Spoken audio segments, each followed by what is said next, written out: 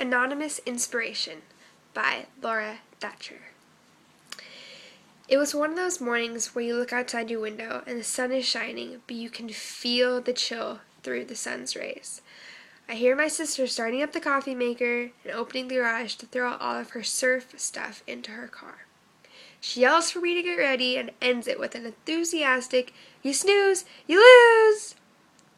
Our morning surfs are a Friday morning ritual. But this particular morning I thought I would rather stay in my warm bed than paddle out in that cold winter water. I was really tempted to give an excuse as to why I wanted to stay and sleep, but I couldn't think of a good enough excuse, so I got out of bed and threw on my surf stuff. We pull up to Cardiff Reef, and it's mediocre-sized waves, but it's rideable and clean. I kept telling myself I'd rather just curl up on the beach and watch than duck my face in that cold water. My sister rallies me to get out of the car and pretty much forces me to put on my wetsuit. And at this point, there is no turning back. I might as well go catch some waves. As I'm paddling out, I see this guy take off on a wave. But he didn't do the usual stand-up.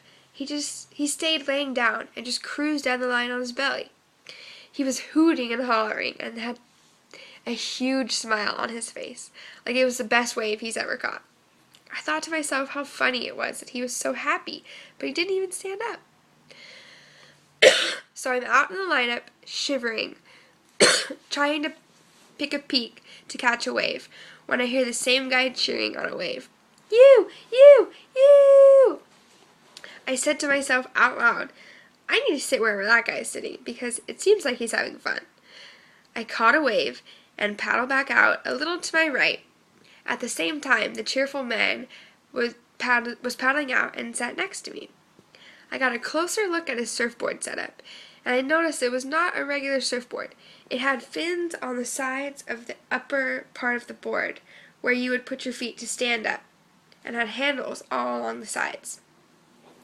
I tried to figure out reasoning for it all, and then I realized his legs weren't really ever moving, like he was stuck or something.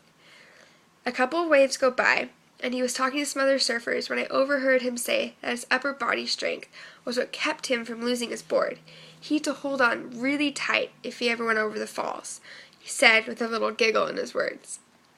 I asked my sister if she happened to know what had happened to him, and who he was, and she told me his background story. He was a regular out at Cardiff Reef and had been in a surf accident where his neck injury was so bad that he lost feeling and mobility in his lower half of his body. He was paralyzed from the waist down. And his family and friends knew how much he loved surfing, and after his accident, helped him build a board that would allow him to catch waves again.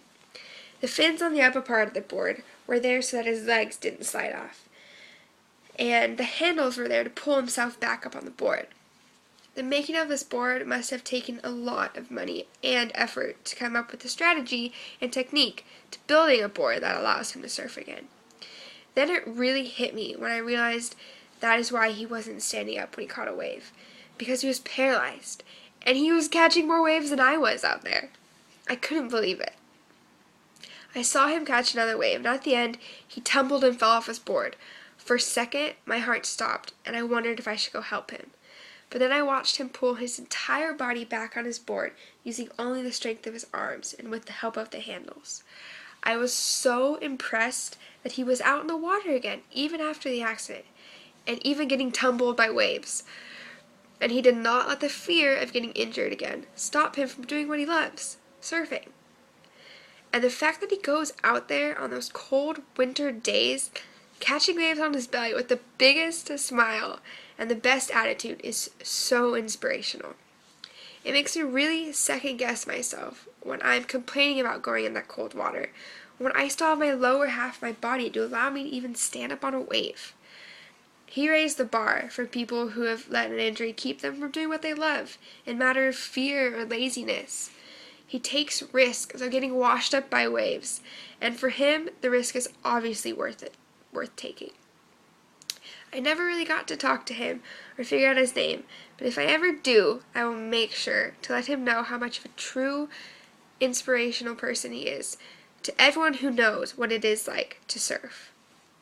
I think about him every time. I'm too lazy to get out of the bed. If he can do it with half the body strength, so can I.